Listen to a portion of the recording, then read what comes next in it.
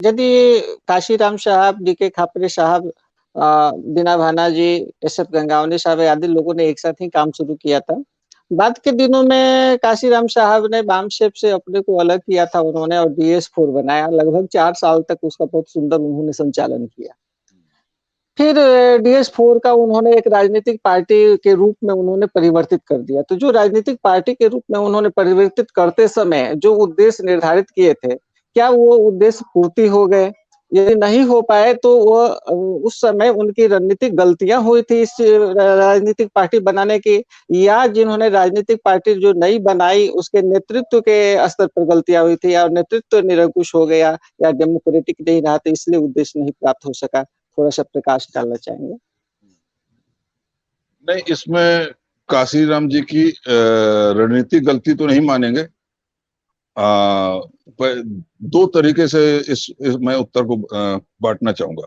एक तो काशीराम जी का रणनीतिक गलती तो नहीं थी, क्योंकि सभी जितने भी सामाजिक संगठन चल रहे हैं, जो बामसेफ है, बामसेफ ने भी अपनी राजनीतिक पार्टी बनाई है। जो बामसेफ के जो 2 इस समय पार्टी चल रही है, जैसे बामन मिश्रा है, उनकी अपनी बहुजन मुक्ति पार्टी चल रही है। बामसेफ की जो है people's party of India democratic party चल रही है। तो राजनीतिक पार्टी बनाना गलत नहीं है। राजनीतिक पार्टी बनाते समय जो है उसकी परिस्थितियां क्या थी, क्या उस समय समाज इस लायक था? क्योंकि काशीराम जी का ही एक मैं उनका कथन यहाँ पर कहना उसको रिपीट करना चाहूंगा। काशीराम जी ने कहा था कि जिस समाज की गैर राजनीतिक जड़ें मजबूत नहीं होंगी वह समाज कभी भी समाज में सफल नहीं हो सकता है, अपनी मुक्ति नहीं पा सकता है, तो राजनीति में सफल नहीं हो सकता है। तो राजनीति में सफल होने के लिए उन्होंने पहली शर्त ये रखी थी, गैर राजनीतिक जड़ों को मजबूत होना।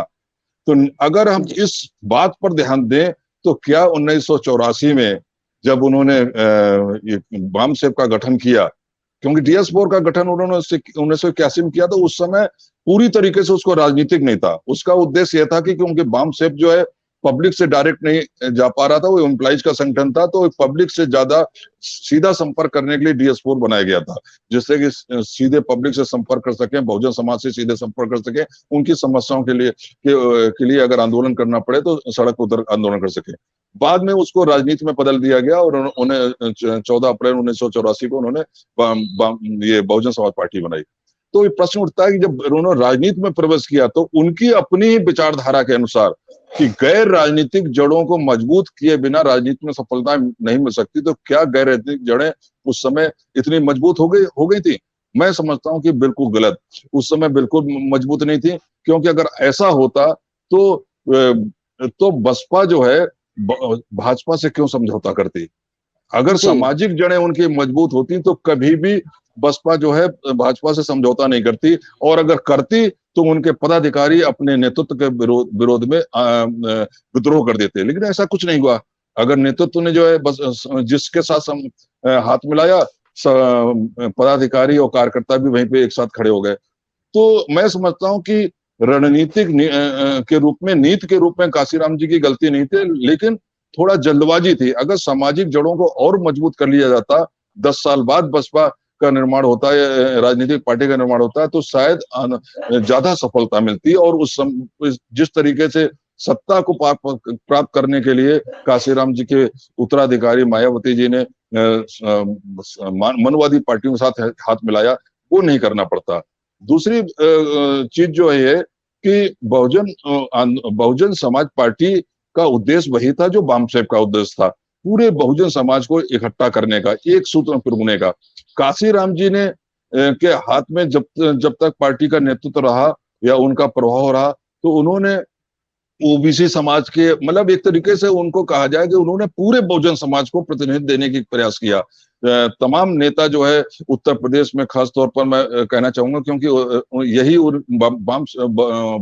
बहुजन समाज पार्टी का जो कार्यक्षेत्र था, उसकी प्रयोगशाला थी, वो उत्तर प्रदेश रहा। यहाँ पर उन्होंने हर समाज के लिए, कुर्मी समाज जो बहुत बड़ा, अगर ओबीसी में देखा जाए तो सबसे सशक्त था, जिसके अंदर अर्जक संघ ने, रामस्वरूप वर्मा के नेतृत्व में अर्जक संघ ने ऑलरेडी उनका प्लेटफॉर्म तैयार किया था। वो समाज बड़ी संख्या में इनके साथ आया। कुशवाहा समाज बड़ी संख्या में आया, और उन लोगों को इन्होंने प्रतिनिधि दिया, उनको पूरा सम्मान दिया। इसी प्रकार दूसरी जातियों के लोग भी है, प्रजापति समाज आया, एससी में भी उन्होंने सभी जातियों को एक साथ लेके चलने का प्रयास किया। तो एक यहाँ तक कि उन्होंने एससी समाज के लोगों को समान सीट से चुनाव लड़वाया, उनको विधायक भी बनाया। कई ऐसे उदाहरण हैं जहां पर काशीराम जी ने बसपा के टिकट पर समान सीट से एससी खड़ा किया और वो जीता। तो एससी समाज का व्यक्ति अगर समान सीट से लड़कर चुनाव जीत रहा है तो वो क्या एससी के वोट से तो नहीं जीत रहा है, इसका मतलब है वहां पर ओबीसी समाज के लोगों ने भी उसको वोट दिया होगा। लेकिन आज अगर ऐसा हो तो ओबीसी समाज का वोट उसे नहीं मिलेगा, क्योंकि जो नेतृत्व था उसने जो उनका उद्देश्य था उससे उसको उद्देश्य एकदम भटक गया। बहुजन से वो सर्वजन पे चले गए, विभिन्न जातियों के भाईचारा कमेटी बना दी। वो भाईचारा कमेटी उन जातियों को भाईचारे के तहत पूरे दूसरी जातियों के साथ भाईचारा पैदा करने के लिए नहीं थी। अगर उन भाईचारा कमेटियों का उद्देश्य ये होता कि वो दूसरी जातियों के साथ भाईचारा पैदा करें ताकि आने वाले समय में सभी बहुजन जातियां एक साथ मिलकर एक यूनिट के रूप में काम करें, तो वो भाईचारा कमेटियां ज्यादा अच्छा काम कर पाती हैं। लेकिन उन भाईचारा कमेटियों का उद्देश्य केवल उस जाति को जाति के रूप में संगठित करके उसको एक वोटर के रूप में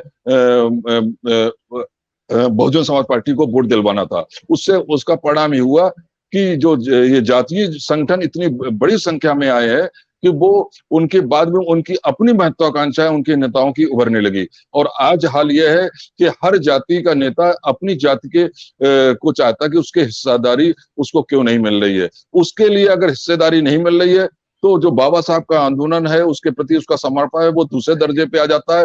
पहली प्राथमिकता उसकी अपनी हिस्सेदारी हो जाती है। उसकी हिस्सेदारी अगर उसे भाजपा से भी मिल रही है तो वहां जाने को तैयार हो जाता है।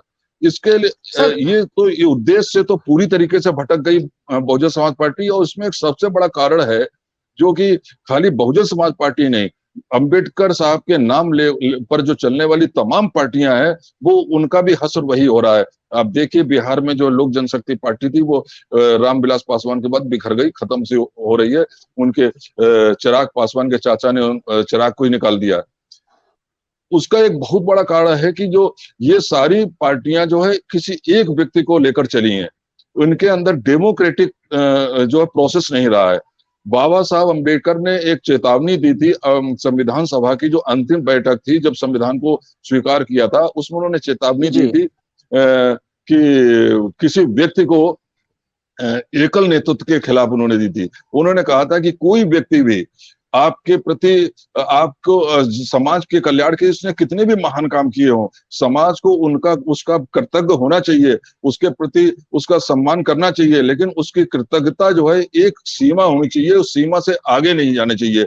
अगर सीमा से बाहर जाएगी तो वहीं से अंधभक्ति शुरू हो जाएगी और आप अपने नेता से प्रश्न पूछने का अधिकार खो देंगे या हौसला ही नहीं होगा आपके अंदर अपने नेता से प्रश्न पूछने का अधिकार। तो ये सारे जो पार्टियां हैं वो एक व्यक्ति विशेष की रह गई हैं। एक मायावती की पार्टी है तो कोई रामविलास पासवान की पार्टी है तो कोई और किसी की पार्टी है, रामदास अठावले की पार्टी है, व्यक्ति विशेष की पार्टी हो जाती है, व्यक्ति विशेष की है, सामूहिक नेतृत्व की नहीं है। जबकि आज जरूरत है कलेक्टिव, अगर बाबा साहब के आंदोलन पे चला जाए तो कलेक्टिव लीडरशिप होगा तभी सफल हो सकते हैं। तो व्यक्ति विशेष की पार्टी होने के नाते ये सारा बिखर गया।